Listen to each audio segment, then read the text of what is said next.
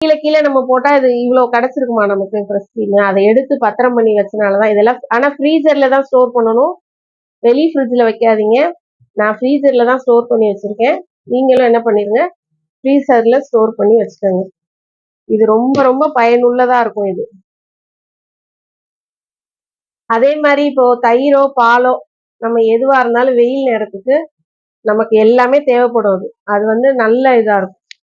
இப்போ நல்ல மோர் பட்டர் மோர் அடிக்கிறோம் பாருங்களேன், மோர் அடிக்கையில கூட இது கொஞ்சோண்டு இந்த ஆடையை போட்டு நல்லா அடிச்சு விட்டு நம்ம போடையில அந்த ஒரு ஒரு மாதிரி பட்டர் போட்ட மாதிரி அந்த மோர்ல வந்து நல்ல நல்ல ஒரு மாதிரி வாசனை அடிக்கும்.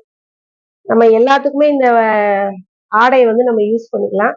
கண்டிப்பா இது உங்களுக்கு பயனுள்ளதா இருக்கும். நீங்களும் இதை கண்டிப்பா ஃபாலோ பண்ணுங்க. இவ்வளவு நேரம் பொறுமையா பார்த்தவங்க எல்லாருக்கும் ரொம்ப நன்றி.